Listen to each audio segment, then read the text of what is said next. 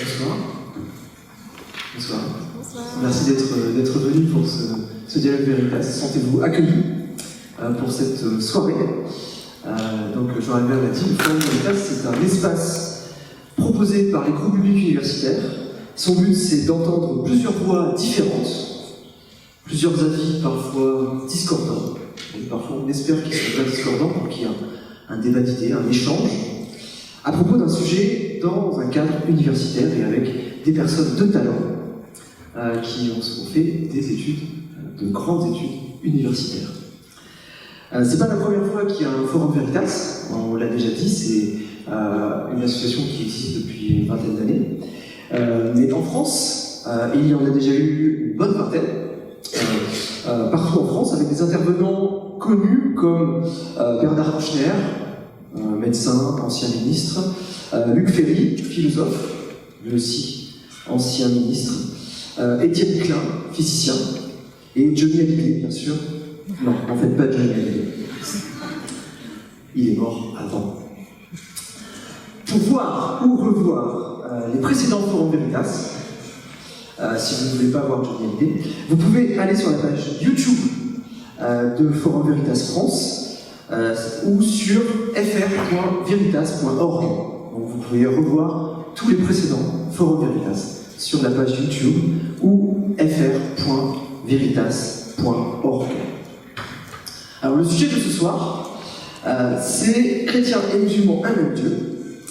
Et pour introduire sur ce sujet, je vais vous poser la question, est-ce que vous connaissez la parabole des aveugles et de l'éléphant? Oui, plusieurs connaissent cette parabole très connue, indienne, des aveugles et de l'éléphant. Si vous ne la connaissez pas, je vais vous la raconter. Je vais vous la raconter vite fait.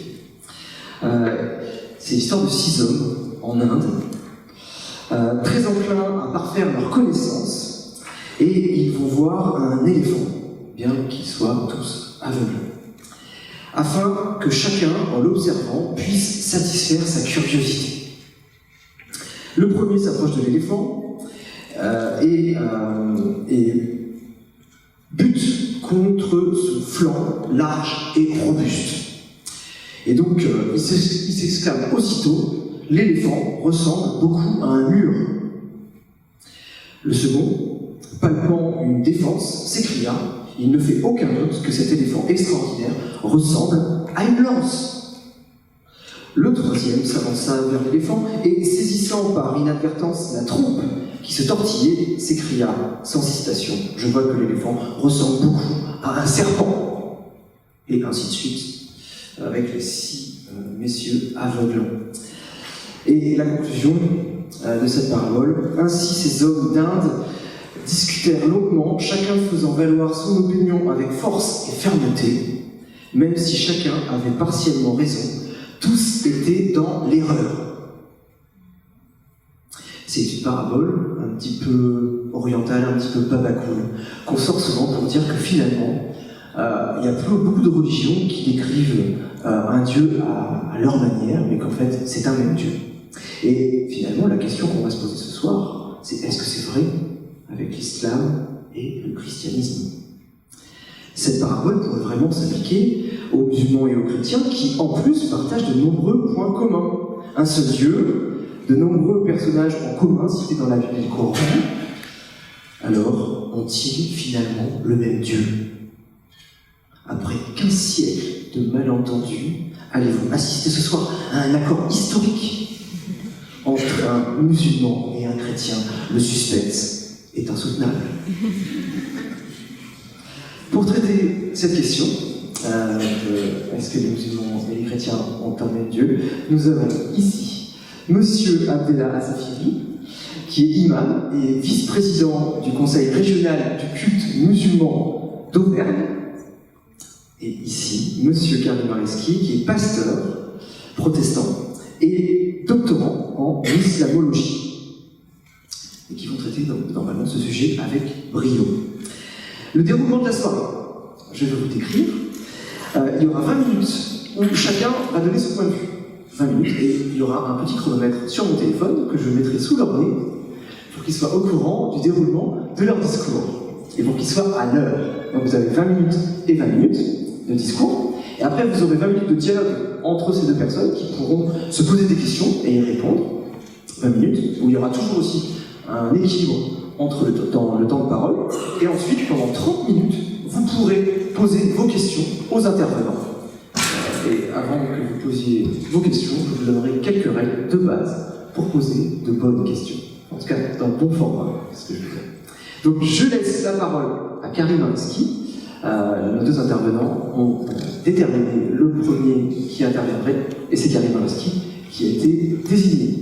20 minutes à partir de très bientôt. Merci beaucoup. J'aime commencer par dire un grand merci aux étudiants qui organisent de tels événements, parce que je sais que c'est un investissement en plus de leurs études. Donc d'abord, un grand merci pour tous ceux qui se sont mobilisés pour nous permettre de nous rassembler ce soir et d'échanger ensemble sur la question qui est posée.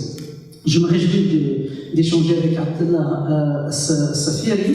Nous avons déjà eu l'occasion de nous rencontrer et je me réjouis de nous retrouver encore ce soir pour aborder cette question en toute sérénité, fraternité, mais aussi honnêteté. Chrétiens et musulmans, un même Dieu.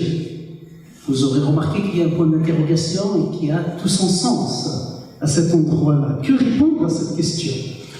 À vrai dire, toute réponse à cette question risque de faire des mécontents aussi bien du côté chrétien que du côté musulman. Donc je suis conscient de ce risque. Et parce que je suis conscient de ce risque, donc je vais formuler ma réponse en deux temps. Si vous écoutez simplement le premier temps de ma réponse, la première partie de ma réponse, surtout, ne pensez pas que vous avez eu l'ensemble de ma réponse. Donc si vous partez au bout de la première partie, ne dites pas que c'était ma réponse que vous avez entendue. Pour comprendre ma réponse, il faut entendre donc les deux temps, les deux parties que je vais exposer à présent. La première partie, la première réponse que je dirais à cette question, musulmans, chrétiens, adorent-ils le même Dieu? Je réponds oui. Les chrétiens et les musulmans adorent le même Dieu lorsqu'on parle de Dieu sujet. Dans la théologie chrétienne comme dans la théologie musulmane, il n'y a qu'un seul Dieu, le Dieu unique. La Bible, comme le Coran, enseigne que Dieu est un. Pour la Bible, Dieu est un, la divinité existe en un seul exemplaire. Il n'y a pas plusieurs divinités. Et là, les deux premiers mots de la Bible, de la Genèse, place le lecteur devant un Dieu un, unique. Au commencement, Dieu. Il n'y avait pas plusieurs divinités, il n'y avait pas plusieurs dieux, au commencement, Dieu.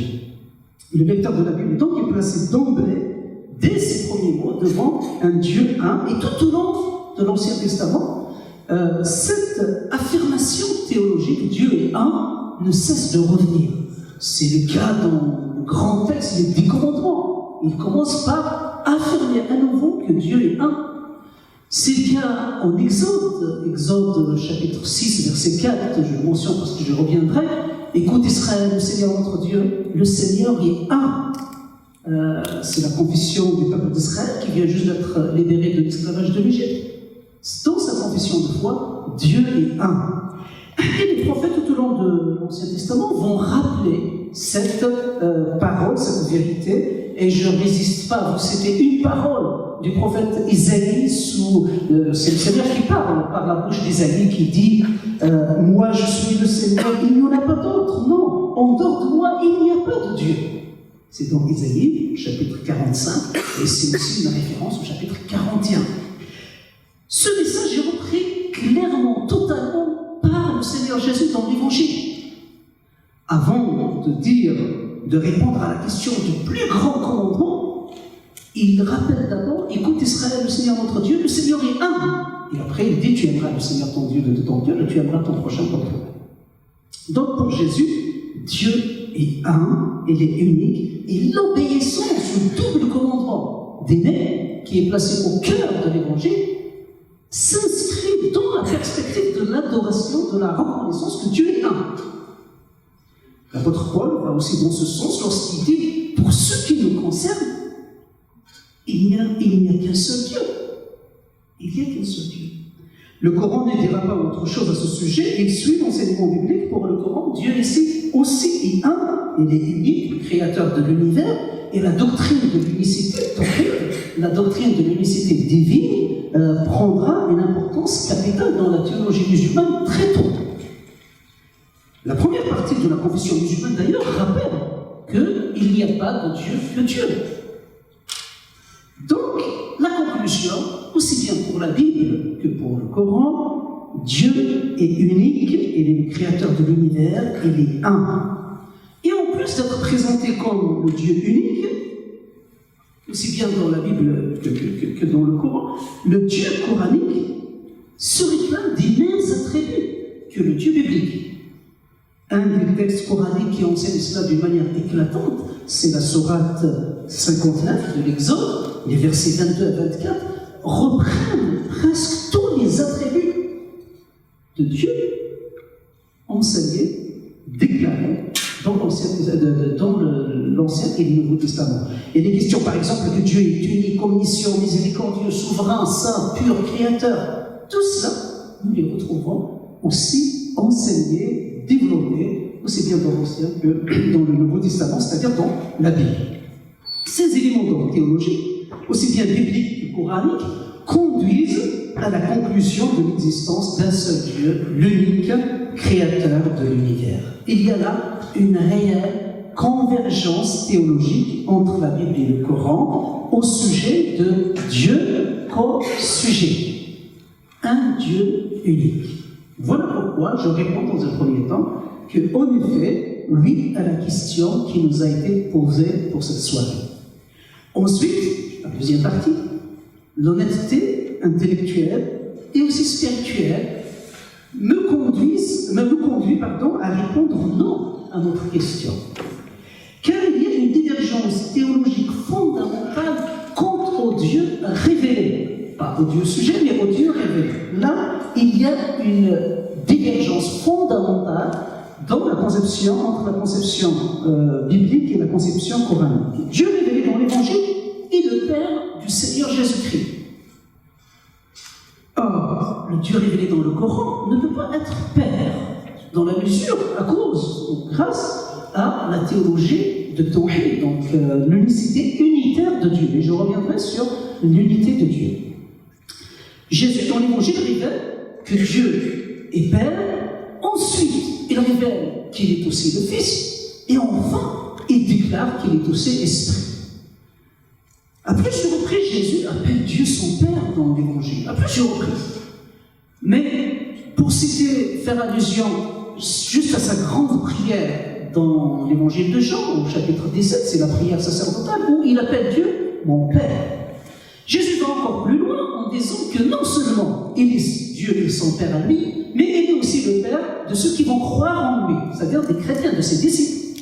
Et là, c'est encore une autre prière, lorsque Jésus a enseigné à ses disciples, il leur dit, lorsque vous priez, dites « Notre Père qui est aux cieux ». Donc, pour Jésus, le Dieu que Jésus révèle est Père, aussi bien que Jésus-Christ que de ses disciples. Ensuite, Jésus nous révèle que Dieu est aussi Dieu Fils, et pas simplement Dieu Père. L'apôtre Jean rend bien compte, dès les premières pages de l'Évangile, de cette vérité, de cette réalité théologique. Dès le prologue de Jean, vous savez, le prologue, c'est le premier chapitre de l'Évangile de Jean, il commence son Évangile par dire, au commencement était la parole était avec Dieu, la parole était Dieu, donc il emploie le terme de logos. Et vers la fin de ce prologue, il dit cette parole n'est autre que le Christ, Jésus-Christ. Et il déclare à ce sujet que personne n'a vu Dieu, Dieu le Fils unique, qui est dans l'intimité du Père, et celui qui l'a fait connaître. Jésus, Dieu le Fils unique, qui a vu le Père, et celui qui le fait connaître. Et c'est cela, entre autres, qui a conduit Blaise Pascal à dire qu'en effet, il est impossible de connaître Dieu sans Jésus-Christ. L'expression exacte, il dit, il est non seulement impossible, mais inutile de connaître Dieu sans Jésus-Christ. Si Jésus peut permettre de connaître Dieu, c'est parce qu'il est Dieu le Fils. En tout cas, pour le Nouveau Testament, il est clair que Jésus est Dieu le Fils, celui qui fait connaître le Dieu sujet. Enfin, Jésus révèle, à la fin de son discours, avant juste d'aller à la Passion, d'aller à la croix, il révèle que Dieu est aussi l'Esprit Saint. Je vous enverrai quelqu'un, un autre comme moi, en parlant de la nature divine. La divinité de l'Esprit de Dieu, de l'Esprit Saint, est affirmée à plusieurs reprises, là encore, dans le Nouveau Testament. Et je cite la parole de l'apôtre Pierre dans les Actes des Apôtres au chapitre 5, lorsque, justement, il parle à Ananias, qui lui a menti, voici ce qu'il lui répond. Il lui dit, Ananias, comment as-tu pu laisser Satan envahir à tel point ton cœur? Tu as menti au Saint-Esprit. Et juste quelques paroles après, il dit, ce n'est pas à des hommes que tu as menti, mais à Dieu. Donc, pour Pierre, mentir au Saint-Esprit, c'est mentir à Dieu. Donc, Dieu révélé par Jésus-Christ est un Dieu trinitaire, Père, Fils et Saint-Esprit. Mais le fait de dire que Dieu est Père, Fils et Saint-Esprit ne veut pas dire que les chrétiens professent trois dieux. Ils professent un seul Dieu. C'est le premier point que j'ai exposé. Pour exprimer cette vérité évangélique complexe, c'est Tertullien au IIe siècle qui va mettre un terme technique qui sera utilisé pour parler de cette complexité de Dieu révélé par Jésus-Christ, c'est le terme de la Trinité. Mais à vrai dire, celui qui mettra le contenu, qui donnera un contenu plus étouffé à ce concept, c'est un autre nord-africain, c'est Saint-Augustin. Là, dans son livre de la Trinité, vous savez, il a pris à peu près une vingtaine d'années pour le rédiger totalement, et c'est lui qui donnera un contenu beaucoup plus consistant. Et si vous êtes intéressé de voir les relations entre la Trinité et Dieu un et Dieu Père, Fils, Saint-Esprit, souvent on renvoie au symbole d'Athanas que vous pouvez trouver sur Internet et qui décrit bien ces relations entre Dieu un et trois personnes, Père, Fils et Saint-Esprit. Le Dieu révélé par Jésus-Christ est un Dieu un et en même temps trois personnes, Père, Fils, Saint-Esprit. Le Dieu révélé dans le Coran est un Dieu unitaire, un Dieu un dans sa nature comme dans sa personne. Le texte coranique évoqué pour dire que Dieu n'a pas d'enfant mais un, et bien sûr c'est dans la sourate Al-Ikhlas, la 112, le monothéisme pur, qu'on peut traduire par le monothéisme pur, où il est question, elle comporte 4 versets, et dans ces 4 versets, chaque verset dit l'unicité de Dieu. Le verset 1 dit que Dieu est un, Allahu Ahad, donc Dieu est un, c'est-à-dire Dieu est unique. Au verset 2, il dit que Dieu est Allahu Samad, donc Dieu est indivisible. Vous savez, le terme Samad n'est pas arabe, hein, il vient de syriaque, mais qu'on peut traduire par indivisible, c'est-à-dire Dieu, il n'y a pas de creux en lui, il ne peut pas y avoir de division en lui, il est pur, totalement pur. Et puis le verset 3 vient confirmer tout cela avec la double déclaration de dire que la non-filiation de Dieu, Dieu n'a pas engendré et il n'est pas engendré. Donc le message est clair, Dieu est un. La question maintenant qu'il faut se poser face à ce texte est de savoir de quelle unité parle-t-il. Est-ce que de l'unité de l'essence de la nature divine ou bien de l'unité des personnes divines? Et là, lorsqu'on regarde les termes employés, c'est la raison pour laquelle je les ai énoncés en arabe, dans ce texte, dans la sourate 112, Allahu Ahad, Dieu est un, lorsqu'on regarde ces termes renvoient, à vrai dire, à la nature, à l'essence divine, et non pas aux personnes divines. Vous savez que Allahu Ahad est une reprise de Écoute Israël, Shema Israël, Adonai Elohim, Adonai Echad. Donc c'est une reprise de Deutéronome 6, verset 4. Le Seigneur est un. Et Ahad, Ehad, vous avez affaire à deux langues sémites, c'est exactement la même racine en arabe et en hébreu. Donc, lorsque Mohammed dit cette expression, il reprend l'enseignement qui a été donné par Moïse dans Deutéronome 6.4. Et je vous rappelle que cette parole a été reprise par Jésus, parce que pour Jésus, elle n'est pas contradictoire. Le fait de dire que Dieu est un n'est pas contradictoire avec le Dieu trinitaire, Père, Fils et Saint-Esprit. Donc, initialement, Mohammed utilisait ce texte, la Sourate 112, contre les Mécois qui étaient des idolâtres, qui adoraient à vrai dire 3 filles des déesses qui sont évoquées dans le Coran, c'est le Coran 53, les filles de Allah, qui étaient appelées les filles de Allah, Al-Nat, Al-Azza, Al-Munda, donc qui étaient des idoles, et ce texte était utilisé contre cette idolâtrie-là, et non pas contre la Trinité chrétienne. La conception biblique, donc, n'est pas visée initialement par la Sourate 112. Mais il faut reconnaître que par la suite, la Trinité chrétienne a été visée par certains textes coraniques, et notamment par le Coran 5, le verset 116, où il est question de 2 autres divinités en plus de Dieu, donc que Jésus et Marie soient considérés comme Dieu. Or, comme je viens de l'exposer, là il y a un vrai malentendu. La Trinité chrétienne ne concerne pas le Père, le Fils et Marie, le Père, le Fils et la Mère. Il concerne le Père, le Fils et le Saint-Esprit. C'est ce qui est enseigné dans la Bible.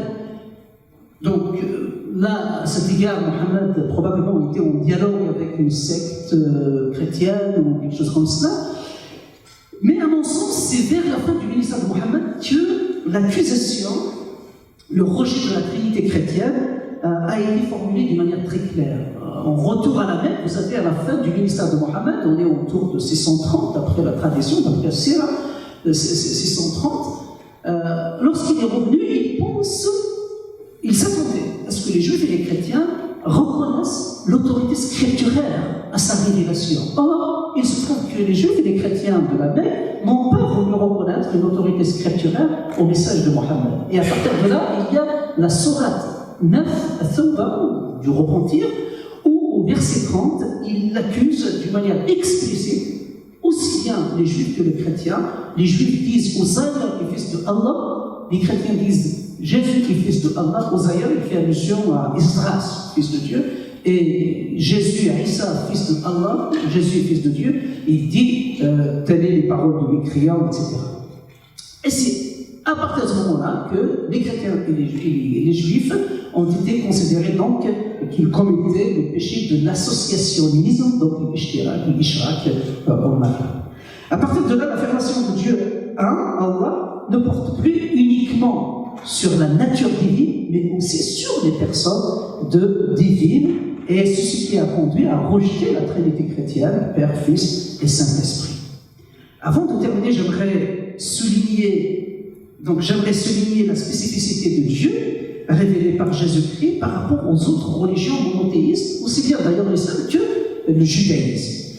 Jésus est le seul à révéler Dieu comme étant un dans sa nature et 3 dans ses personnes. Il est vrai que c'est difficile de comprendre cette conception, ou en tout cas de saisir totalement cette conception de Dieu. C'est une conception complexe, c'est une conception sophistiquée, et c'est très difficile de la saisir avec l'intelligence humaine. Mais surtout parce qu'une conception est complexe, difficile à saisir, qu'elle est fausse ou qu'elle est mauvaise. Et surtout lorsqu'on parle de Dieu. J'aimerais attirer même votre attention sur le fait, ou même sur le danger d'une conception de Dieu trop facile ou trop simple, voire trop simpliste, car elle risque d'être simplement le fruit de l'imagination humaine. Elle risque d'être une invention humaine. Et de ce fait, ce Dieu-là risque d'être à l'image de l'homme. Donc une idole. Parler de la Trinité, c'est parler de Dieu créateur, et de ce fait, il le dépasse. À partir du moment où nous nous plaçons dans le contexte, dans le cadre que nous sommes ces créatures, il le dépasse. L'intelligence humaine bute à ses limites créationnelles. Malgré les nombreux et fructueux efforts et d'éclaircissement déployés tout au long de l'histoire, je vous ai parlé de Saint-Augustin, mais aussi Thomas d'Aquin, par la suite Calvin, etc. Malgré tous ces efforts, nous resterons toujours, nous ferons toujours face à ce blocage parce que nous sommes des créatures. C'est une illusion de croire que nous pourrions un jour véritablement comprendre pleinement Dieu, ce concept de la Trinité. Par contre, nous pouvons comprendre facilement pourquoi nous ne pouvons pas comprendre le concept de Dieu, le concept de la Trinité. La simple raison, c'est que notre cerveau, notre intelligence, est créée pour comprendre les choses qui sont créées. Or, Dieu, il n'est pas créé justement. Donc, il dépasse notre intelligence pour pouvoir le comprendre. Pour Pour ma part, le fait que Dieu dépasse l'entendement humain est plutôt rassurant. Si on arrivait à connaître et à comprendre Dieu totalement dans son être, ce Dieu-là m'inquiéterait. Il serait à la mesure humaine et je me poserais des questions le jour où j'arriverai. Et pourtant, je fais tout pour comprendre, pour aller aussi loin que possible dans ce mystère de la Trinité. Mais le jour où je comprendrai parfaitement, je me poserai vraiment la question si j'ai affaire à Dieu. Tout cela pour dire que je n'arriverai jamais, à mon sens, de le comprendre totalement. Le fait que Dieu, tel qu'il est révélé par Jésus-Christ, dépasse l'entendement humain, doit nous rassurer et même doit nous convaincre, à vrai dire, que ce Dieu-là est réellement Dieu. Parce qu'il dépasse notre entendement après avoir, bien entendu, fait tous les efforts nécessaires pour comprendre. Il ne s'agit pas de faire la politique de l'autruche, de nous limiter pour ne pas comprendre, pour nous rassurer après. Ce serait une auto-assurance et qui ne servira absolument à rien du tout.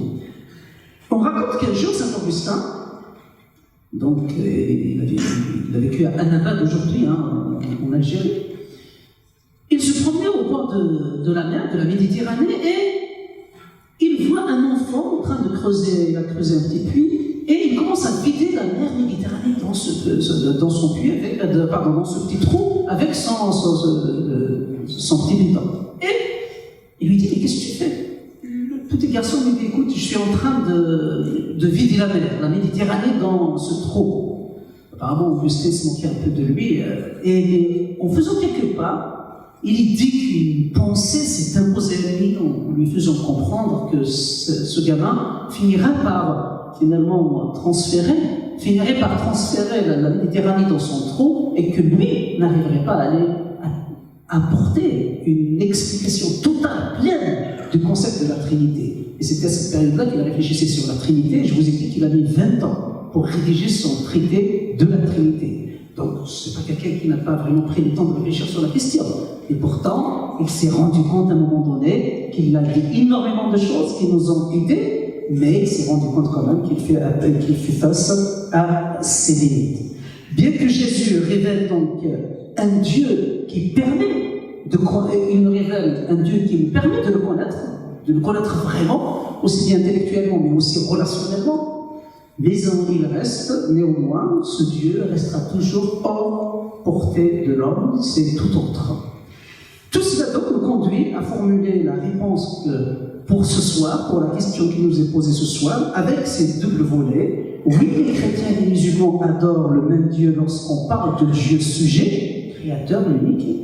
Non, lorsque on parle de Dieu révélé, tel que Jésus le révèle et tel que le Coran le révèle. C'est mon dernier mot. Merci pour votre attention.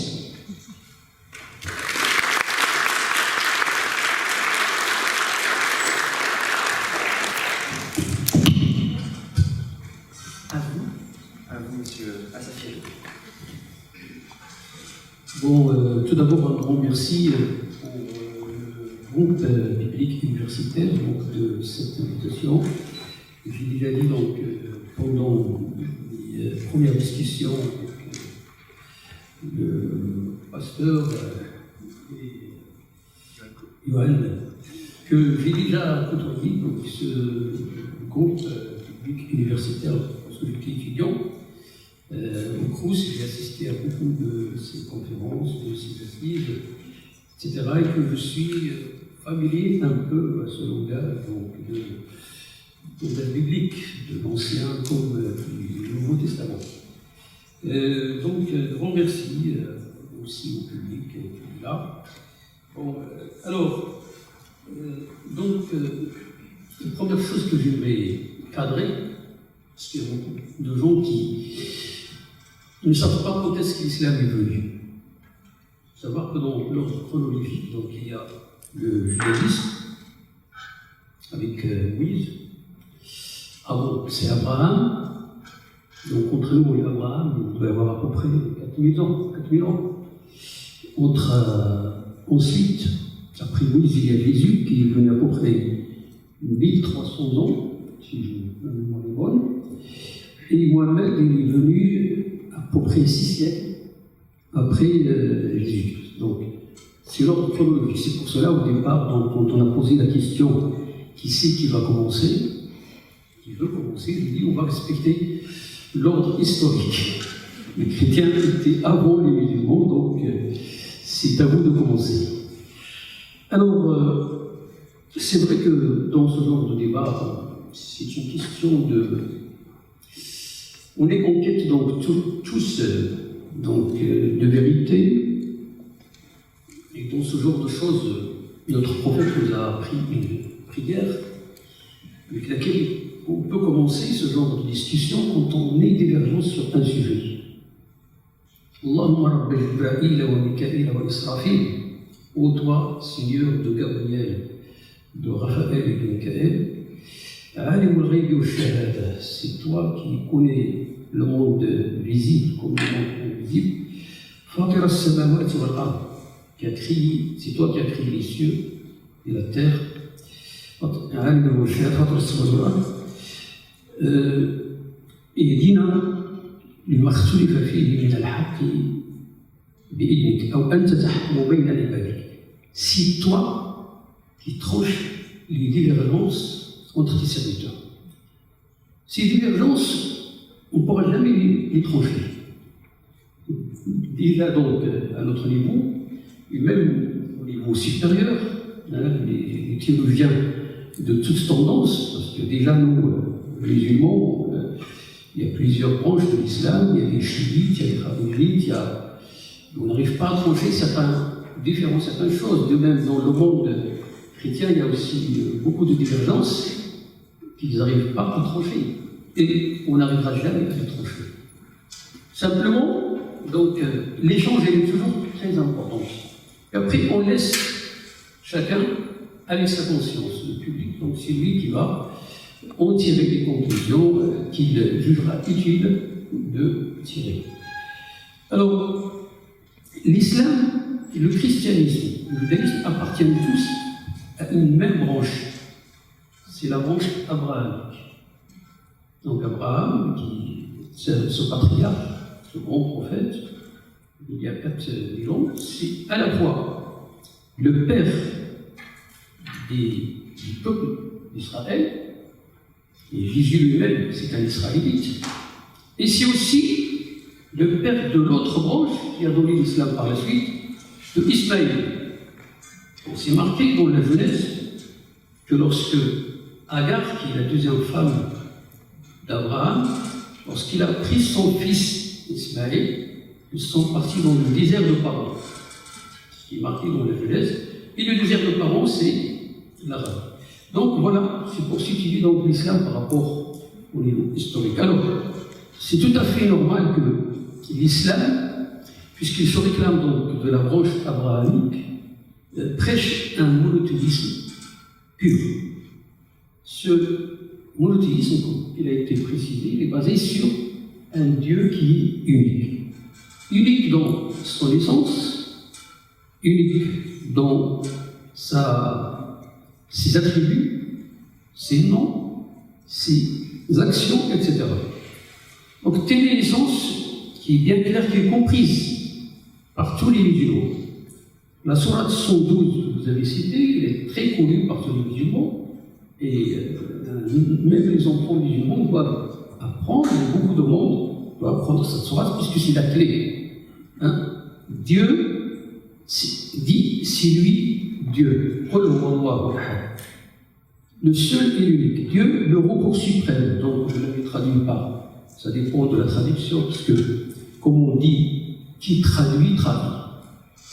La traduction n'est jamais parfaite, même donc, au niveau des références culturelles de nos religions. Il y a toujours des traductions, aussi bien pour la Bible, pour les évangiles, les actes des apôtres, etc. et tout. Donc, ça dépend de la traduction. L'autre fois, j'étais en discussion avec quelqu'un, il m'a dit, bon, maintenant, on ne prononce plus notre Père, la prière de notre Père, de la même façon. Il y a un petit changement, parce qu'il y a un changement de traduction. Donc, Dieu est unique, il est l'indivisible, je vais adopter la même traduction que vous, et il n'a point d'égal. C'est vrai, c'est aussi l'équivalent ce que vous avez cité dans l'Exode, Ishma Israël, Adonai Echad, écoute Israël, Dieu est unique. Et d'ailleurs, c'est aussi la même chose lorsqu'on a posé dans le Nouveau Testament la question à Jésus. Donc, un des scribes, je cite le passage, qui les avait entendus débattre, et voyez qu'il leur avait bien répondu, vint lui demander, c'est-à-dire à Jésus, quel est le premier de tous les commandements? Et Jésus répondit, donc le premier, c'est écoute Israël, le Seigneur notre Dieu, le Seigneur est un. Ainsi de suite. C'est aussi, donc, comme je dis, le Dieu d'Abraham, d'Isaac, de Jacob. D'ailleurs, Jésus aussi, il a dit la même chose. Il a dit le Dieu d'Abraham, d'Isaac et de Jacob, le Dieu de nos ancêtres. Il a donné la gloire à son serviteur, qui est Jésus-Christ. Donc là, donc, déjà, ça va être le sujet du débat, parce que donc, la question qui est divergente, c'est au sujet donc de Jésus. Donc là, dans ce passage-là, il parle de Jésus en tant que serviteur. Serviteur de qui? Donc serviteur, enfin, à la première lecture, donc je respecte les lectures donc, que vous avez. Et donc cette unité, pour nous, c'est ça la seule vérité. On va s'arrêter au niveau de l'unité. On sait que Dieu, il est unique, il est là, il est wahdatul dhati wa wasfi wal fi'al. Comme il le dit, la petite épître de la Aqidah ibn Ashir qu'on nous enseigne lorsqu'on est petit, même en berbère, en amazigh. Donc on nous a enseigné donc, des épîtres qui ont référence à la loi. Donc ce Dieu qui est unique dans son essence, dans ses attributs, rien ne lui est semblable, c'est ça la vérité, avec un gros B pour nous.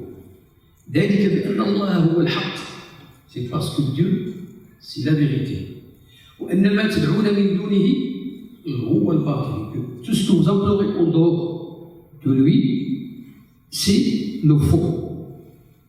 Alors, pour nous, cette vérité nous libère, nous donne de la liberté. Et d'ailleurs, Jésus, dans Jean 8, 32, il a dit la phrase suivante: la vérité vous rendra libre. Ça, c'est une traduction. On peut trouver dans d'autres traductions, la vérité vous affranchira. Ça dépend des traductions. Enfin, c'est deux versets qui se suivent, mais. Oui, c'est pas le même verset, c'est deux versets qui se suivent. Oui, bien sûr. Donc, cette vérité qui nous libère de quoi? Qui nous libère donc de toutes sortes de servitudes en dehors de Dieu. Bon, le Dieu, on l'appelle Allah, mais ça veut dire le Dieu, c'est le Créateur. D'ailleurs, même les chrétiens et les juifs arabes, ils appellent Dieu, ils l'appellent Allah. Il y a certains qui croient que Allah c'est uniquement pour les musulmans. Non. Même les chrétiens, même avant l'islam, ils reconnaissaient un Dieu créateur qu'ils appelaient Allah. Une fois, j'avais écouté dans l'un des débats, c'est pas un pasteur ou un prêtre qui disait que Allah c'est venu d'une déesse qui s'appelle Allah. Ça existe cette déesse qui est Allah. Les Arabes, mais ça n'a rien à voir avec Allah. Allah, quand les Arabes disaient Allah, qu'ils soient chrétiens ou juifs, c'est pour eux, c'est le Créateur. Bon, donc on ne va pas se focaliser donc, sur cette nomination. Donc, nous aussi, les musulmans, on croit donc au Dieu d'Abraham, d'Ismaïl, d'Isaac, etc. Le Dieu que vous avez dans l'Ancien Testament et que Jésus aussi a rappelé à son peuple. Ce Dieu qui est le Dieu créateur. Je l'ai en arabe, puis après je traduis en français. Donc, tel est Dieu, votre Seigneur. Il n'y a de Dieu que lui, le Créateur, avec un grand C, c'est majuscule, de toutes choses. Et ça aussi, quand on se réfère au credo qui a été adopté dans le premier concile, qui est celui de 325 et de Nicée, c'est ça? Donc, dans ce film-là, Dieu qui a créé tout ce qui est visible, ce qui est invisible. Donc, etc. Donc, ce Dieu qui est le créateur de toutes choses, adorez-le. Il nous demande de l'adorer, il veille sur tout. Les regards ne peuvent l'atteindre. Il ne faut pas voir Dieu.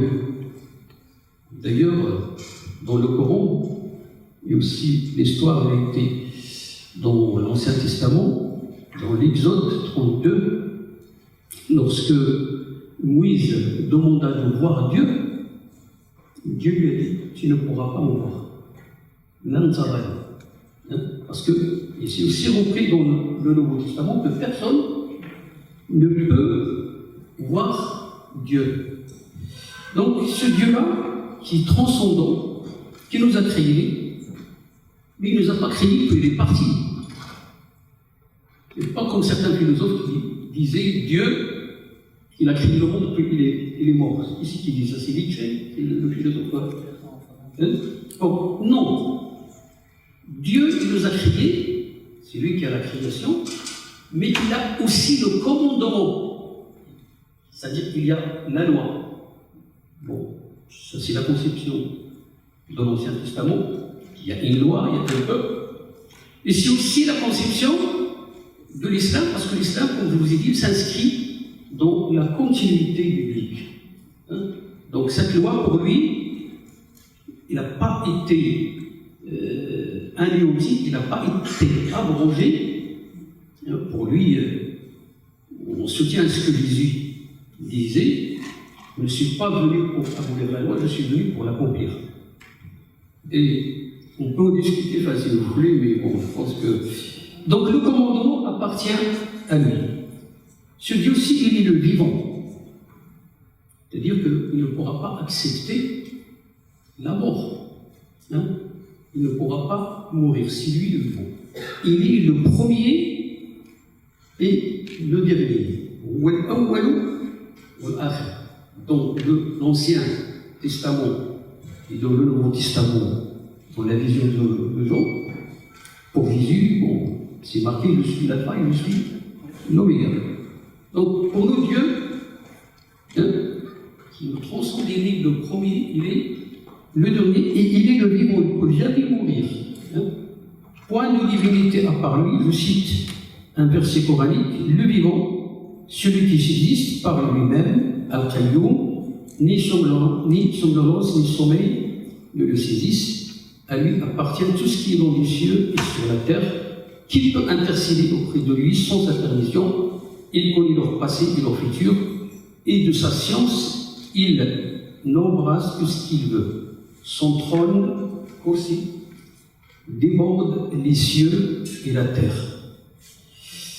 Et d'ailleurs, on trouve aussi la même chose dans le préambule de la sourate Al-Imran, puisque dans le Coran, il y a 114 chapitres. Ils ne sont pas tous de même longueur. Donc, ils ont été classés dans le Coran. Le premier chapitre, c'est un peu l'équivalent de la prière à notre Père, chez les chrétiens. Et puis, il y a le plus grand chapitre qui est le chapitre de Al-Baqarah, la vache. Et puis, un deuxième chapitre est celui de la famille d'Imran. La famille d'Imran, qui c'est cette famille-là? C'est la famille de Marie. C'est la famille de Marie, la mère de Jésus. Donc, il y a toute la deuxième grande sourate. Elle est dédiée à cette famille, qui est une famille exceptionnelle. Et justement, le contexte de cette sourate-là, c'est dans le cadre où il y avait une délégation chrétienne du Yémen, de Najran, le sud de l'Arabie actuelle, qui est venue dialoguer avec le prophète Mohammed sur Jésus. Ils sont venus donc pour discuter. Qui est le père de Jésus? Vous avez votre père. Tout le monde, le commun des mortels, ils ont leur père. Alors, qui est le père de Jésus? Etc. Et bien sûr, ils ont dû parler de la divinité. Et Dieu révéla, donc cette sourate, qui s'appelle la sourate Yaman, révéla 80 versets. Et le début jusqu'à... elle commence par quoi? Cette introduction, Bismillah, Alif Lam Mim. Allah la ilaha illa huwa al-hayyul qayyum. Allah, pas de divinité à part lui, vivant, celui qui existe par lui-même, c'est-à-dire Al-Qayyum, il a besoin de personne. Il a fait descendre sur toi le livre, c'est-à-dire le Coran, confirmant les livres descendus avant lui, c'est-à-dire la Torah, les évangiles, les psaumes, et il fait descendre la Torah et l'évangile. Auparavant, en tant que guide pour les gens, et il a fait descendre le discernement. Le discernement ici, Al-Qur'an, c'est le Coran. Rien vraiment ne se cache d'Allah de ce qui existe sur la terre ou dans le ciel. C'est lui qui vous donne forme dans les matrices comme il veut. Point de divinité à part lui, le puissant, le sage. C'est lui qui a fait descendre sur toi le livre. Il s'y trouve des versets sans équivoque, qui sont la base du livre. Et d'autres versets qui peuvent prêter à des interprétations diverses. Les gens donc qui ont au cœur une inclinaison vers l'égarement mettent l'accent sur les versets à équivoque, cherchant la dissension en essayant de leur trouver une interprétation. Alors que nul n'en connaît l'interprétation à part Allah, mais ceux qui sont bien enracinés dans la science disent « Nous y croyons, tout est de la part de notre Seigneur, mais seuls les doués d'intelligence s'en rappellent. » Bon, c'est un peu long, mais c'est l'introduction de ce que Dieu révéla pour répondre donc à cette délégation chrétienne. Dieu, il est vivant, il ne peut pas mourir, ni sur la croix, ni autrement. Dieu, alors, il était, donc Jésus, s'il est considéré comme Dieu, il était dans le ventre de sa mère. Qui c'est qui l'a façonné? C'est Allah qui a façonné tous ceux qui sont dans le ventre de leur mère. Donc, c'est comme s'il dit, donc, il ne peut pas être Dieu alors qu'il est passé par le ventre de sa mère. Et puis après, il y a une chose qui est très importante au niveau de la méthodologie, et c'est ce qu'on reproche à nos frères chrétiens, et aussi à d'autres musulmans, parce que, comme je vous ai dit, au sein de l'islam, il y a aussi des sectes. C'est que aussi bien dans le Coran que dans l'évangile, les évangiles, il y a des versets ou des passages qui sont clairs. Par exemple, Dieu est un. Ça, c'est un passage qui est clair. Mais il y a des versets qui sèment équivoques, qui peuvent être suivis de plusieurs interprétations. C'est quoi la règle, la méthode adoptée? C'est de ramener ce qui sème confusion sur ce qui est clair. Ça veut dire, lorsque on lit, par exemple, le Nouveau Testament, les évangiles, Jésus se présente plusieurs fois comme serviteur de Dieu. Et il a dit aussi que la vie éternelle, dans Jean, si je me rappelle, j'ai la référence ici, la vie éternelle, c'est qu'ils te reconnaissent, toi, seul, comme Dieu. Et me reconnaître qui a envoyé Jésus. Donc là, pour nous, au niveau de notre méthode, c'est un passage qui est clair. Par contre, quand il dit d'autres choses, quand il dit celui qui est en moi, il est en moi et moi je suis en lui. Ça sème équivoque. C'est l'équivalent chez nous aussi, quand on dit par exemple Dieu, il est établi sur le trône. Qu'est-ce qu'on sous-entend par il est établi sur le trône? On n'en sait rien. Nous, on apprend les choses comme ça et on les laisse. On ne peut pas donner d'interprétation. Dieu s'est établi de la façon qui lui convient. Il ne nous a pas dit plus de détails sur ça. Donc, c'est que quand il y a des passages qui sèment confusion, c'est qu'on les ramène à ce qui est clair. C'est-à-dire la base, c'est l'unité. C'est ça, les Juifs, on n'a pas de problème avec eux sur ce problème donc de l'unicité de Dieu. Parce qu'on a le même Dieu, donc on peut dire le même Dieu dans l'essence, etc. Alors, que j'ai encore le temps? Non. Oui, bon, je vais conclure sur Dieu, il est au-dessus, il nous transcende, mais malgré ça, il est proche de nous. Et cette proximité, ça ne veut pas dire qu'un être humain peut devenir Dieu. La sphère divine, elle est inaccessible. La seule relation qu'il y a entre Dieu et les autres, c'est une relation de créateur à création. C'est une relation de servitude. Le Bouddha.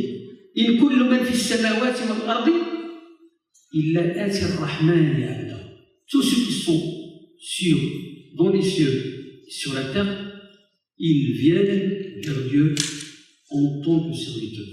Et y compris Jésus, puisque le verset qui est avant celui-là, c'est justement, il a évoqué le fait que Jésus soit enfant de Dieu. Ils ont dit que le miséricordieux a pris un enfant. Il s'est attribué un enfant.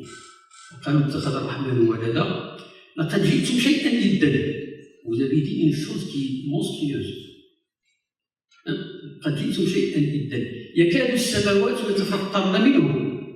Les cieux risquent un peu, il leur manque peu pour qu'ils puissent se fondre.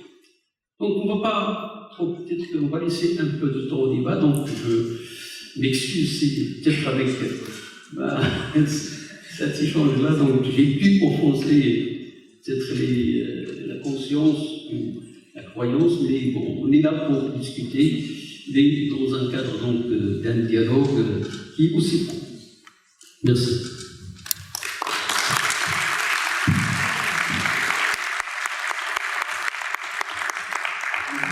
Le but du Forum Veritas, c'est d'échanger. Donc en fait, il n'y a pas de problème pour de dire exactement ce qu'on pense. Voilà, donc ça, c'est vraiment le but. Donc je vous remercie de dire ce que vous pensez et aussi de vraiment bien mettre en lumière les points de discorde. Est-ce que du coup, je prends ça pour une question pour Karim Aristide, la question de la divinité de Jésus? Est-ce que je prends ça pour une question ou est-ce que je vous dis, là comme ça, je me recule. Est-ce que vous voulez vous poser une question l'un à l'autre, sachant que je décompte votre temps? Voilà. Qui peut poser une question à l'autre? C'est-à-dire que, bon, je continue en quelque sorte, nous, ce qui pose problème pour les musulmans, et pas uniquement pour les musulmans, mais il y a beaucoup de gens, c'est cette question de Trinité. Bon, bien sûr, on n'est pas d'accord sur le Fils, mais on n'est pas d'accord non plus sur la Trinité.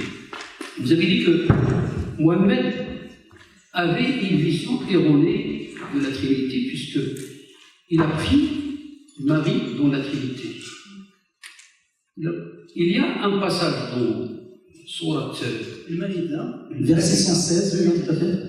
C'est la la Surat 5, verset 116, où c'est Marie qui est évoquée à la troisième place de la Trinité, à la troisième personne, et non pas le Saint-Esprit. Non, mais il n'a pas été évoqué à la troisième place. Donc le verset, je le lis en arabe, puisque dans la version originale, qu'Allah Isa ben Maryam, lorsque Dieu a dit, il va dire bien sûr, pas encore à la résurrection, à Jésus, fils de Marie, est-ce que c'est toi qui as dit aux gens de me prendre, moi et ma mère, comme Dieu en dehors d'Allah? Et Jésus répondra, Subhanak, pureté à toi, je n'ai pas à dire ce qui ne me revient, parce qu'il n'est pas de mon droit. Il n'a pas parlé ici de Trinité. Il a parlé de Trinité dans la Sourate, dans plusieurs endroits d'ailleurs, dans Sourate les femmes,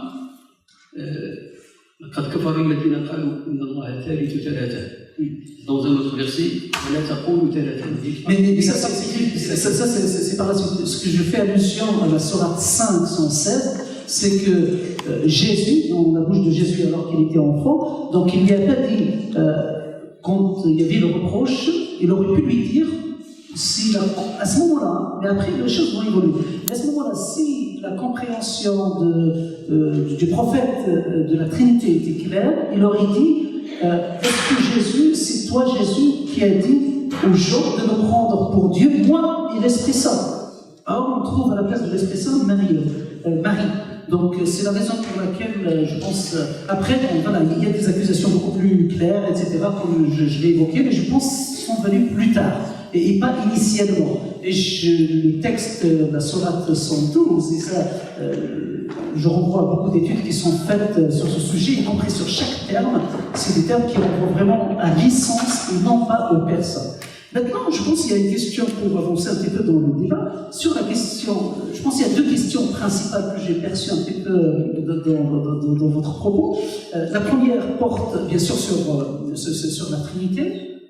Comment comprendre la Trinité? Je perçois, je conçois, et je l'ai mentionné, que la conception de Dieu révélée par Jésus, la Trinité, est unique. C'est clair, elle se distingue aussi bien du judaïsme que de l'islam, et ça, je l'ai évoqué. Elle est unique. Après, c'est clair qu'à l'intérieur de cette conception, il y a la place de Jésus, à vrai dire, qui est capitale pour comprendre cette conception. Maintenant, j'aimerais, j'ai entendu tous les versets que vous avez dit au sujet de Dieu, qu'il est un, au niveau de nature, il est un seul, et il ne peut pas y avoir plusieurs. Maintenant, j'aimerais qu'on se livre à un petit exercice. Si on dit que Dieu est purement un, c'est-à-dire dans sa nature et dans sa personne. Or, on dit que la Bible dit que Dieu est amour, mais dans l'islam, on dit que Dieu est Rahman Rahim, le miséricordieux. Donc, il exprime sa miséricorde. Si on dit que Dieu est purement un, comment peut-il manifester sa miséricorde? Donc, il a besoin d'un autre, de quelque chose d'autre pour manifester sa miséricorde. À partir du moment où il a besoin de quelque chose d'autre ou de quelqu'un d'autre, ce Dieu-là n'est plus autosuffisant. N'est plus un crayon, comme vous venez de l'indiquer. Je ne sais pas si vous suivez un petit peu le raisonnement. Donc, à partir du moment où on dit qu'il en a besoin, donc, voilà, c'est un Dieu donc, qui n'est pas autosuffisant, l'autosuffisance de Dieu. Donc, ceci dit, tout à l'heure vous aurez le temps de poser la question, je n'en ai pas de problème. Ceci dit, lorsqu'on parle de Dieu dans la Bible, qu'il est un et trois, Père, Fils et Saint-Esprit, c'est qu'au sein de Dieu, il y a cette diversité qui permet de vivre l'amour pleinement. On peut dire que Dieu est amour, Dieu aurait pu s'en passer de la création, de l'être humain, de tout. Il vit l'amour. Il resterait toujours lui-même, il n'avait pas besoin d'un autre chose, ou la création, l'être humain, peu importe. Il n'a pas besoin d'autre. Donc il était autosuffisant. Et je pense l'une des limites de la conception d'un Dieu unitaire, l'unicité de Dieu unitaire, vraiment unitaire, c'est la question de l'autosuffisance de Dieu. Bon. Et donc, Dieu n'a besoin de personne. Il n'a pas besoin de nous. Parce qu'il nous a créés. Il nous a créés, on ne lui apporte rien. D'ailleurs, il y a un hadith. Il faut savoir donc différencier aussi les sources. Le Coran, c'est la parole de Dieu. Et ce que j'ai lu là, donc tout ce que j'ai lu là, c'est la parole de Dieu. La parole du prophète, elle est référencée et inscrite dans d'autres recueils qui s'appellent les hadiths. Dans un hadith,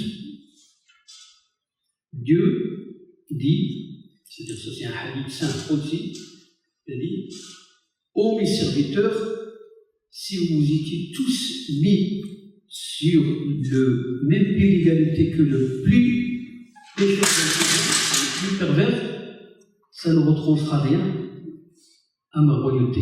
Et si vous êtes tous pieux sur le même degré que le plus pieux d'entre vous, ça ne jettera rien à ma royauté. Donc cette question-là de besoin, on ne pourra même pas le dire parce que Dieu n'a pas besoin de personne. Et justement, l'un des arguments pour que les théologiens musulmans refutent donc, la Trinité, c'est que Dieu, donc vous l'avez dit, il est indivisible.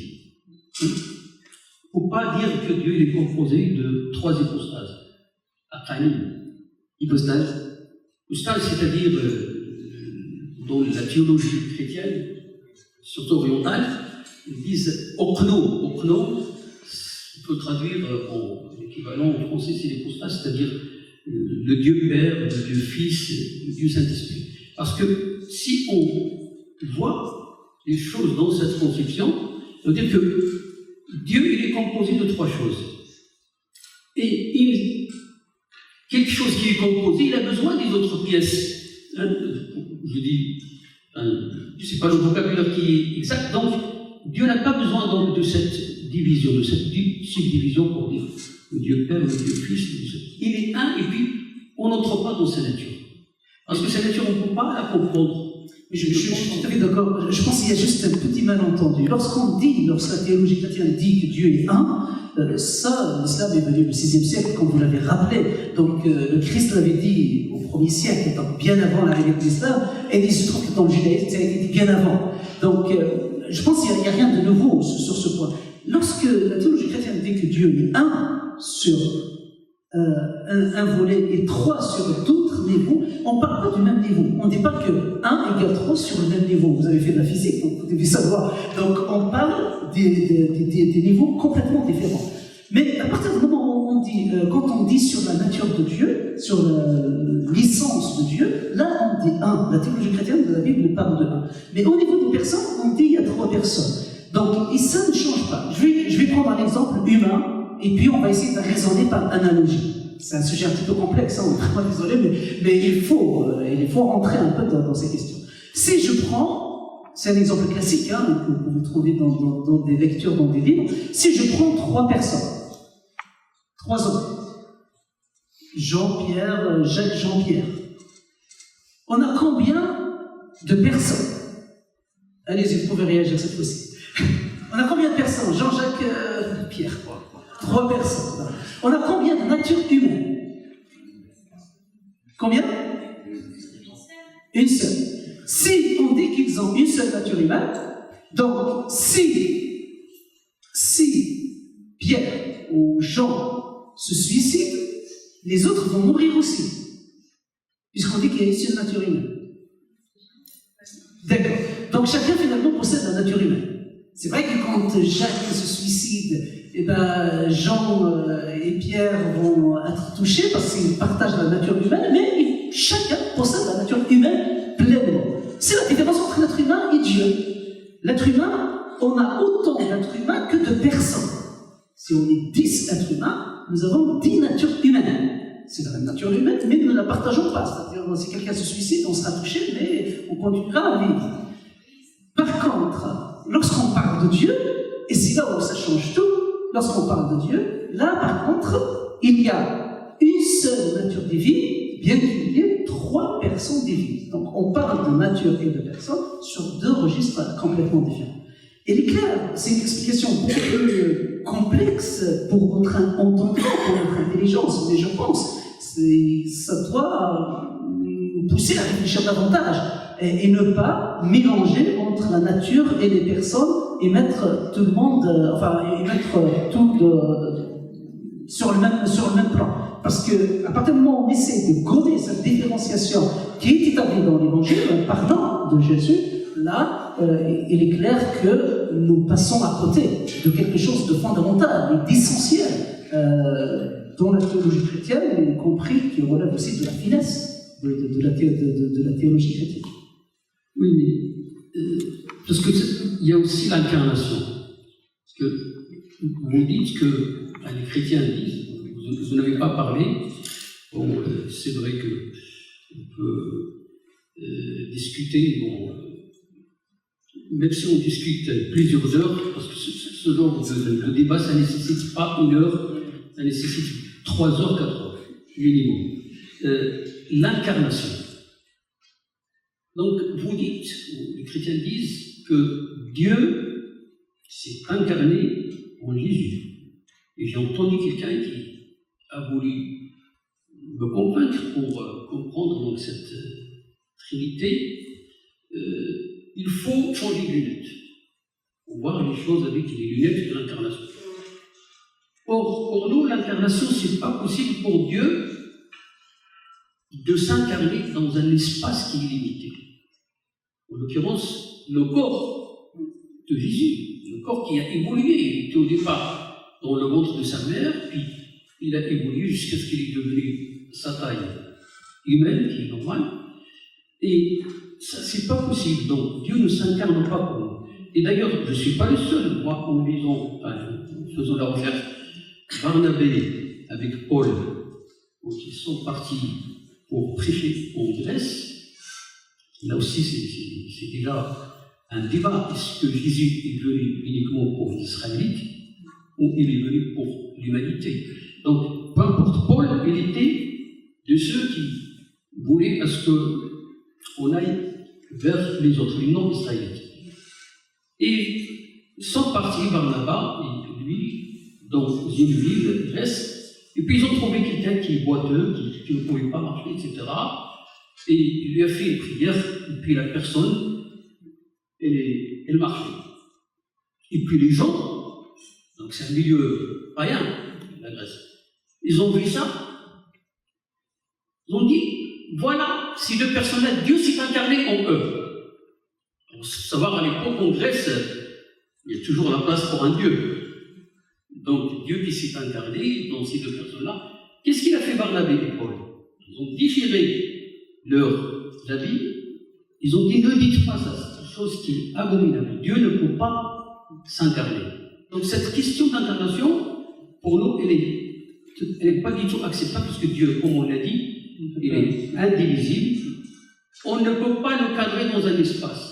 Très bien. L'incarnation en 1 minute. L'incarnation, très rapidement. Mais avant l'incarnation, j'aimerais juste corriger un tout petit détail, mais qui a toute son importance.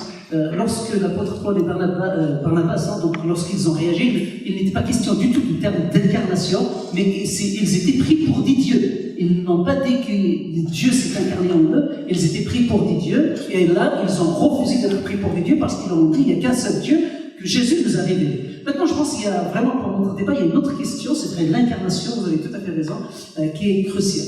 Je pense, si on ne comprend pas que Jésus, la double nature de Jésus, on va pas comprendre ni l'incarnation, ni la crucifixion d'ailleurs. La double nature de Jésus, l'Évangile le présente.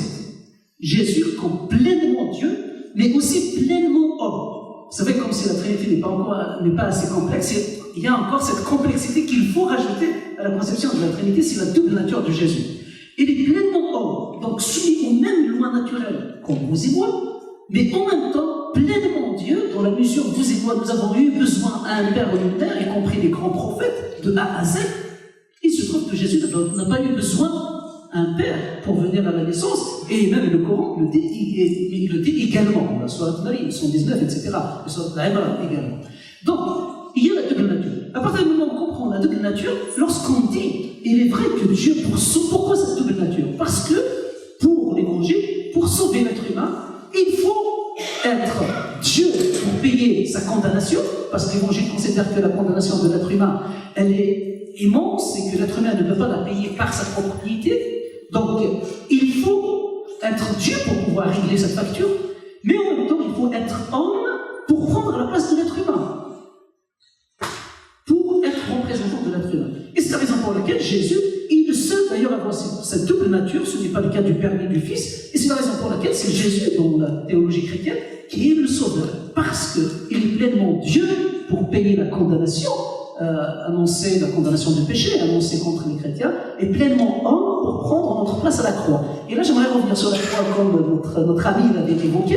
La croix, c'est vrai, elle a été vue comme une défaite, un échec. C'est la raison pour laquelle l'islam la rejette. Il a dit, c'est la raison théologique pour laquelle le Coran la rejette, les théologiens musulmans aussi la rejettent. C'est de dire, la croix, un prophète ne peut pas terminer sur une croix. Dieu est plus grand.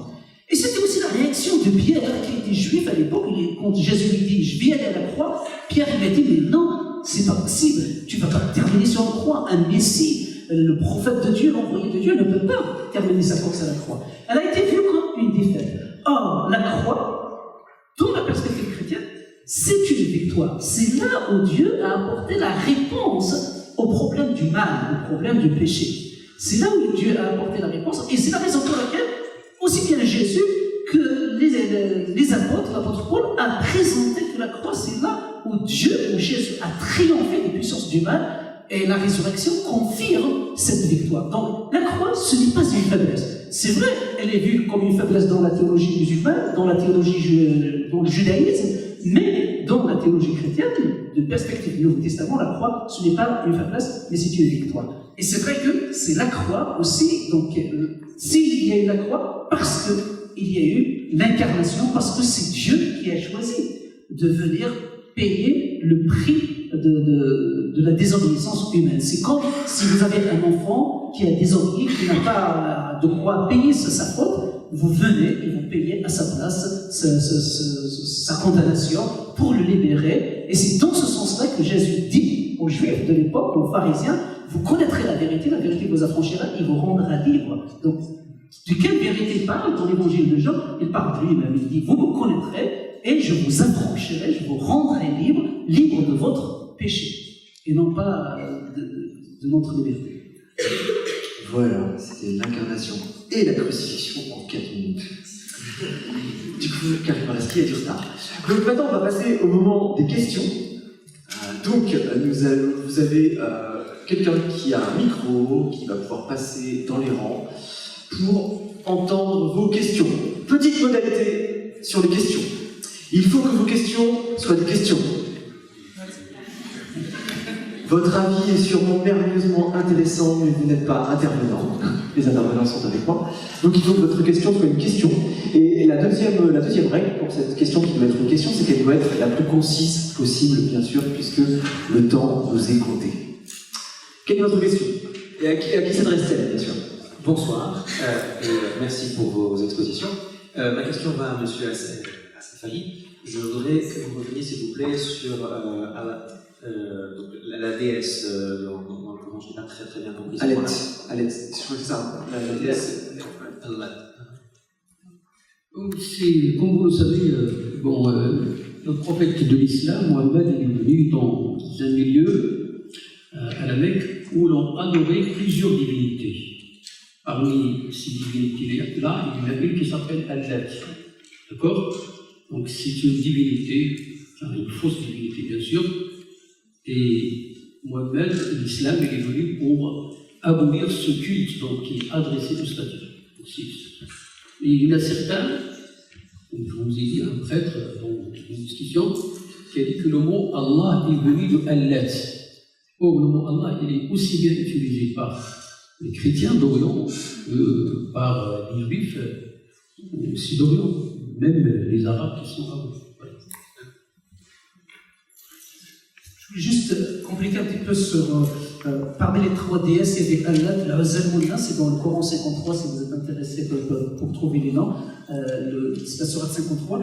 Et juste pour Allah, je n'ai pas réagi, mais parce que mon ami l'a bien exposé, mais il faut savoir que Allah vient de la même racine que Elohim, hein.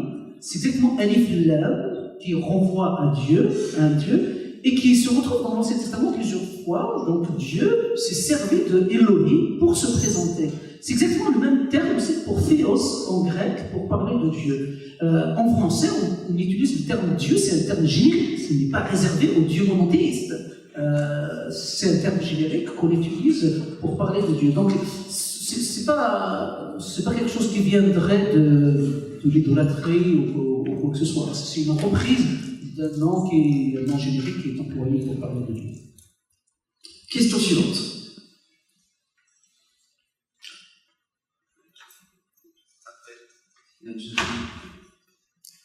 Bonsoir. Bonsoir, je tenais à vous remercier pour cette conférence. J'aurais une question pour Monsieur de Pasteur, s'il vous plaît. Est-ce que la crucifixion déresponsabilise l'homme dans ses actes et vis-à-vis de Dieu, du coup? Très bien, oui. Question très concise, pertinente. Et réponse aussi parce que vous avez... Donc, la réponse aussi, je ne sais pas. Donc, est-ce que la croix ne déresponsabilise pas les êtres humains? En effet, surtout les chrétiens. Ils disent, bon, de toute manière, Jésus est mort pour moi, donc mangeons et buvons, demain nous mourrons, hein, on se la coule douce. Lorsqu'on fait l'expérience de la croix, lorsqu'on croit en Jésus, un chrétien qui comprend le sens de la croix, il ne pourra plus vivre comme il vivait autrefois. Il deviendra plus responsable, parce qu'il sait le prix, combien ça a coûté sa désobéissance. lorsque le chrétien vous dit Jésus a payé le prix et maintenant je suis au bénéfice du prix de Jésus et je peux continuer à vivre comme un païen ou pire qu'un païen, cela montre simplement qu'il n'a pas compris la croix. Et lui, il arrivé de croiser comme ça, par ignorance parfois. Des chrétiens tenir ce langage, je leur ai dit réfléchissez bien, si vraiment vous avez compris le sens de la croix, si vraiment vous êtes chrétien. Pour moi, comprendre le sens de la croix nous engage, nous introduit. C'est pas un choix. Si Jésus parle de la nouvelle naissance, nous introduit dans une nouvelle vie.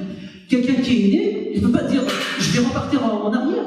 Ça y est, il est né, il vit une vie et une nouvelle vie. Donc la croix nous introduit dans une nouvelle logique, dans une nouvelle création. C'est la raison pour laquelle l'apôtre Paul dit nous sommes une nouvelle création. Donc on rentre dans une nouvelle réalité, et cette nouvelle réalité est fondée sur la croix. Or, pécher volontairement, bon, après il y a des faiblesses humaines, hein. Là par contre c'est autre chose. Mais si j'ai bien compris, votre question porte sur quelqu'un qui continuerait à vivre comme il était avant, et dire de toute manière il y a quelqu'un qui a payé pour moi et je vais continuer à vivre dans le péché. Ce raisonnement-là montre que la personne n'a rien compris à la croix. Parce qu'à partir du moment où on comprend la croix, on ne vivrait plus comme ça. Au contraire, quand on pêche, c'est la tristesse, c'est la tristesse le plus profonde de nous-mêmes, etc. Et on revient, le seul désir, c'est de revenir justement à la croix pour confesser son péché et vivre en toute responsabilité. C'est la première chose. Et la deuxième chose, deuxième élément très brièvement, il faut savoir que, bien que Jésus ait payé le prix, etc., la Bible nous prend pleinement responsable.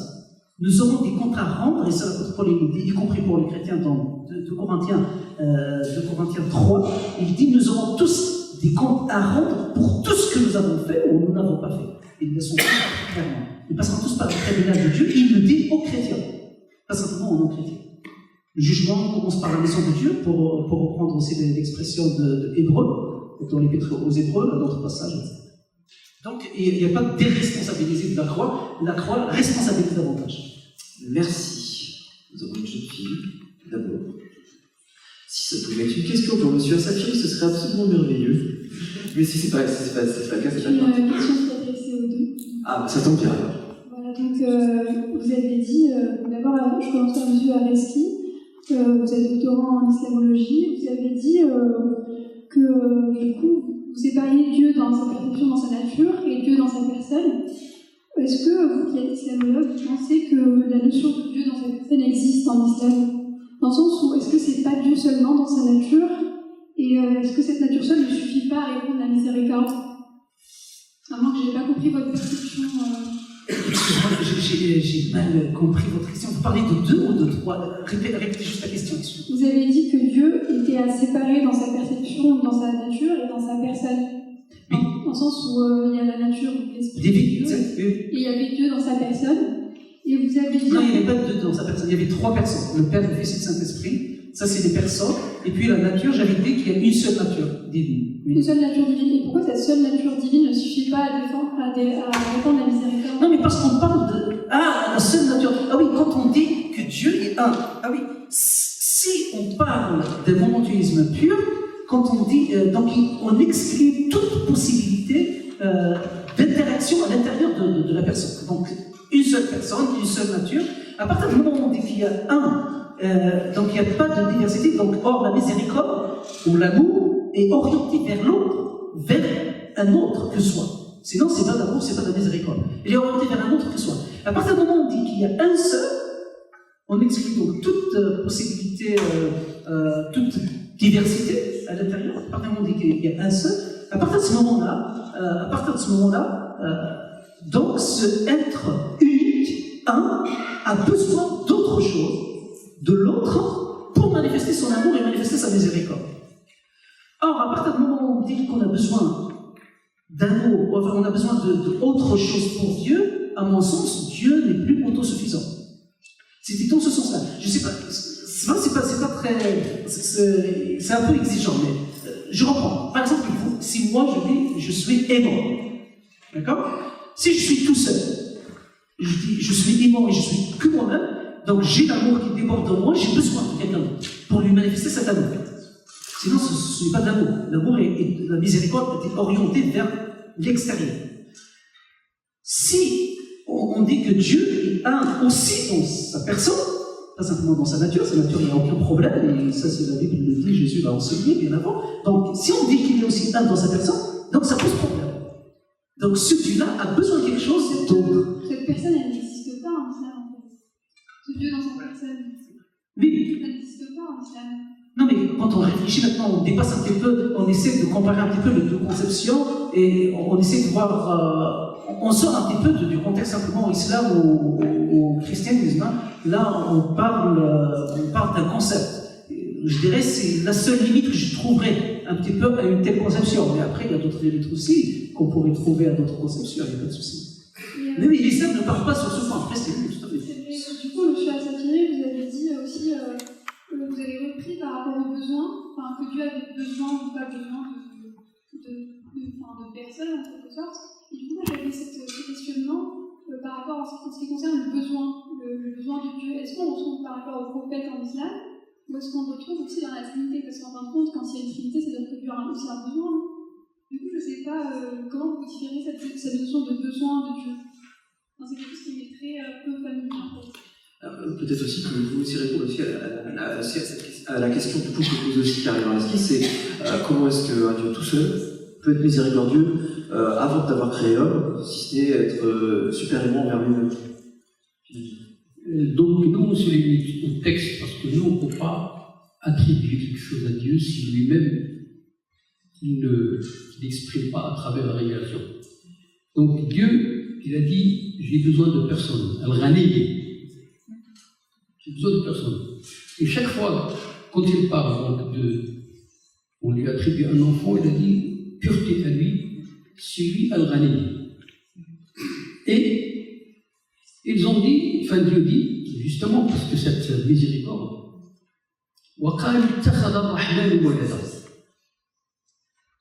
il est miséricordieux sans avoir besoin de quelqu'un. C'est lui-même qui le dit dans le Coran. Ils ont dit que le miséricordieux s'est attribué à un enfant.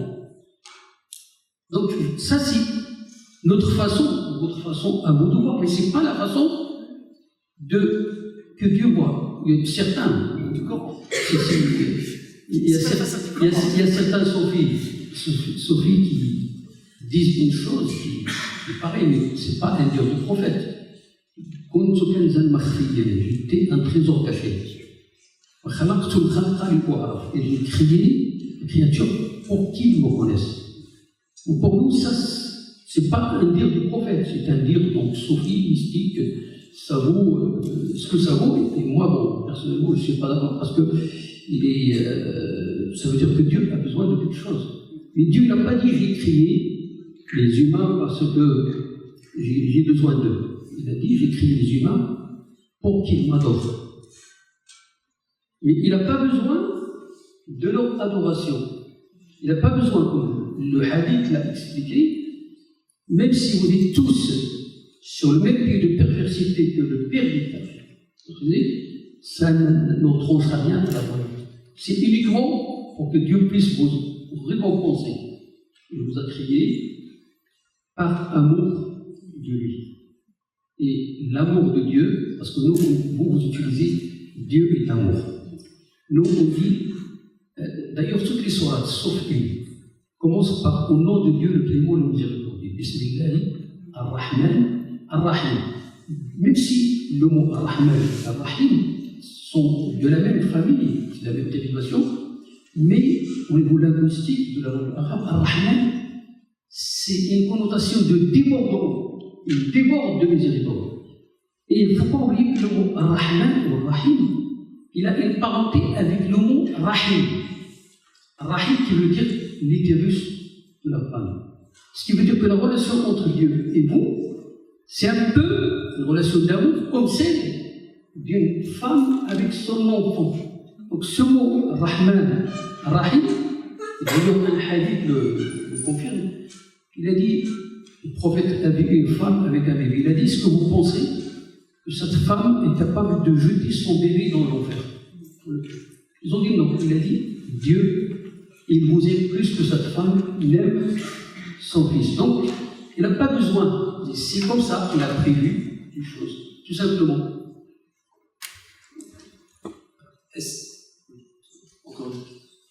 pouvait être Monsieur Assafiri, ce serait super. Comment? Ça pouvait être pour Monsieur Assafiri qui a encore du temps de parole. Ma question, c'est pour le pasteur. Tant pis. Et en fait, je voulais déjà revenir sur deux points essentiels. Premièrement, vous dites en fait que, en disant qu'il y a un seul Dieu, et ça exclut en fait toute diversité. Et souvent, la question, c'est pas de se demander s'il faut forcément de la diversité, mais c'est de partir du postulat déjà que c'est quoi Dieu en fait. Partir déjà de ce postulat-là pour savoir est-ce qu'il a forcément besoin d'avoir une diversité. Donc déjà, je pense que le premier point, c'est déjà en fait, c'est le point sur lequel on commence à réfléchir en fait sur le fait de savoir si Dieu il est unique ou s'il a besoin de diversité. Et deuxièmement, au niveau de la miséricorde, et déjà pour la diversité encore, quand vous dites en fait Dieu il a besoin, le problème est que pour qu'il puisse transmettre sa miséricorde et son amour, il n'a pas forcément besoin d'avoir certaines... C'est quoi la question? C'est quoi la question? Après la réflexion, franchement, après on pourra discuter, il n'y a aucun problème. Mais par contre, votre question m'intéresse. Moi, ma question est qu'au niveau de la diversité, je ne comprends pas en fait. Je ne comprends pas comment on peut à la fois Père, Fils et Saint-Esprit. C'est très bien. Donc, si vous ne comprenez pas ça me rassure. Parce que sinon, ça me rassure que vous ne compreniez pas. Et surtout, si ça peut vous rassurer, j'ai essayé de dire qu'on essaye de comprendre. Parce que nous parlons de quelqu'un, de notre Créateur. À partir du moment où nous parlons de notre Créateur, nous sommes des créatures. Notre pensée est limitée. On essaie de comprendre, mais on ne pourra pas aller jusqu'au bout. Maintenant, dans ce qu'on essaie de comprendre, sachant que notre pensée est limitée parce que nous sommes des créatures, mais à vrai dire, il y a autre limite aussi que nous avons, c'est la limite du péché. Alors qu'on parle de Dieu saint, très saint, etc. Donc, dans les limites qui sont les nôtres, on essaie de comprendre. Ce que je pense comprendre dans l'Évangile, ce que l'Évangile enseigne, ce que Jésus, le Dieu que Jésus révèle, il nous dit qu'il est Dieu un, unique, il n'y a personne comme lui, autosuffisant, très saint, miséricordieux, il aime l'homme, etc., qu'il a créé par la suite. Et en même temps, il nous révèle que ce Dieu est Père, Fils et Saint-Esprit. Comment concilier le fait qu'il soit un et trois? Je vous ai dit que dans l'Évangile, mais aussi dans la théologie chrétienne, on distingue, on dit que c'est pas 1 et 3 sur le même niveau, on dit 1 au niveau de la nature et 3 au niveau des personnes. C'est comme ça qu'on les distingue. Maintenant, arriver à formuler cela dans une formule mathématique, ce n'est pas possible. Il se trouve que Saint Augustin, qui a passé 20 ans à écrire son traité sur la Trinité, qui est un pavé, je vous encourage à le lire, si vous avez un peu de temps, ces vacances à venir, et il n'a pas réussi à aller jusqu'au bout, à plus forte raison, une soirée comme cela. Donc, il y a là l'aspect du mystère, et c'est aussi Blaise Pascal qui parle aussi du mystère de Dieu, qu'on arrive à percer au travers de Christ. Il y a un mystère, et c'est normal qu'il y ait un mystère, parce que nous parlons de Dieu. C'est normal qu'il y ait un mystère. Je vous en prie. Encore une question. Bonsoir. Moi aussi, ce sera pour M. Agressi, par contre. C'est aussi sur l'aspect et les termes que vous avez utilisés par rapport à la Trinité. Vous avez dit que Dieu a besoin. Et j'aimerais rebondir sur ce terme, parce qu'en fait, si on dit que Dieu a besoin, ça ne voudrait pas dire justement que c'est pas Dieu, parce que Dieu c'est le créateur, il a besoin de personne. Justement, donc c'est là la question, si j'ai bien compris. Hein. Vous avez rebondi, mais je l'interprète comme oui, tout à fait. Oui, c'était ça. Pour moi, lorsqu'on parle d'un Dieu trinitaire, parce qu'on est parti d'abord du présupposé, je pense, peut-être que j'étais un peu rapidement, j'ai parlé un peu vite, on est parti du présupposé que Dieu est amour. Dieu est miséricordieux, c'est la miséricorde que vous manifestez.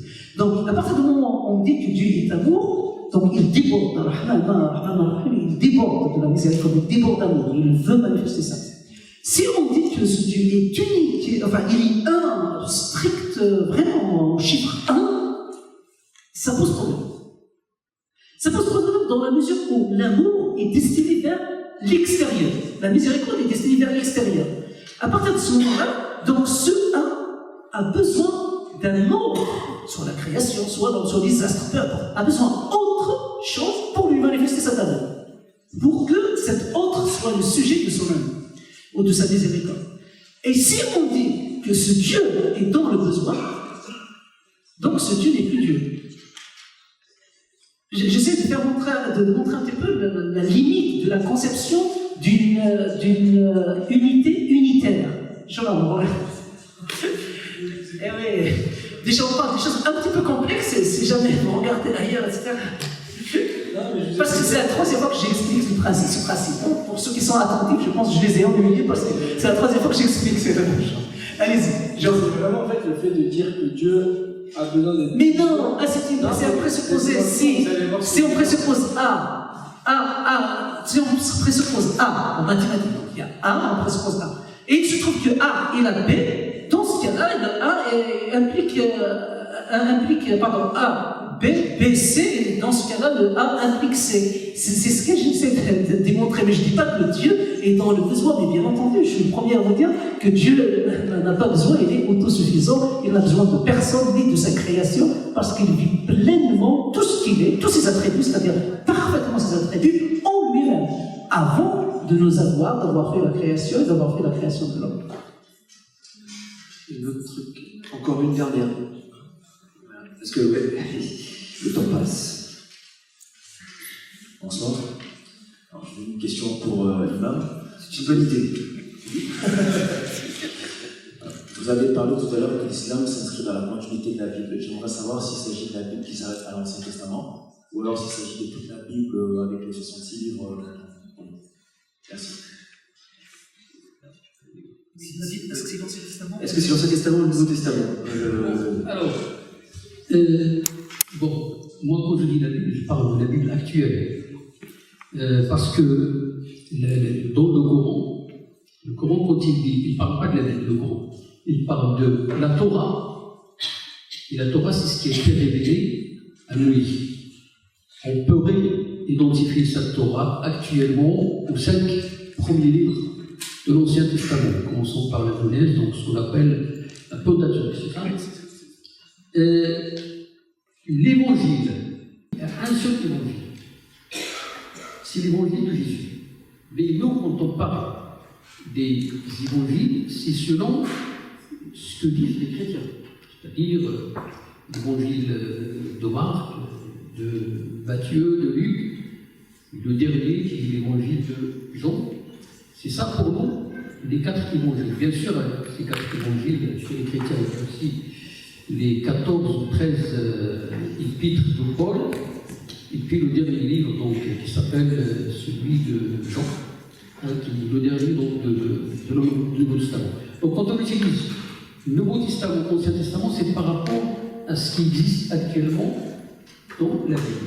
Quand le Coran parle de la Torah, c'est ce qui a été révélé à Moïse. Et d'ailleurs, ce sont tous, c'est-à-dire ce qui a été révélé à Moïse et à Jésus et à Mohamed, ce sont tous des livres de Dieu. Maintenant, donc, le débat, est-ce que ces livres nous ont parvenus donc intacts? Ça, c'est un autre débat. On ne va pas montrer parce qu'on ne va pas nous en sortir. Ce n'est pas du même.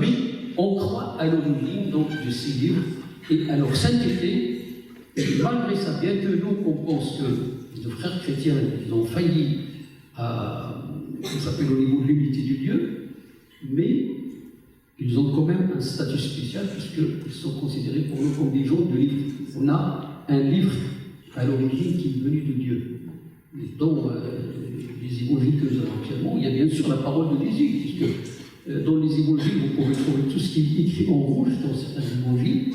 C'est ce que Jésus lui-même avait prononcé à lui, donc, dans certaines versions, donc, je ne dis pas version, mais il dit édition, parce que juste pour l'évangile, en fait, il y a aussi pour le reste de l'Ancien Testament, il y a Zabour, les psaumes qui regroupent le reste de l'Ancien Testament. Et pour l'évangile, c'est vrai que dans le Coran, l'évangile est employé au singulier, mais il faut savoir que le Nouveau Testament au 1er siècle est appelé aussi l'évangile.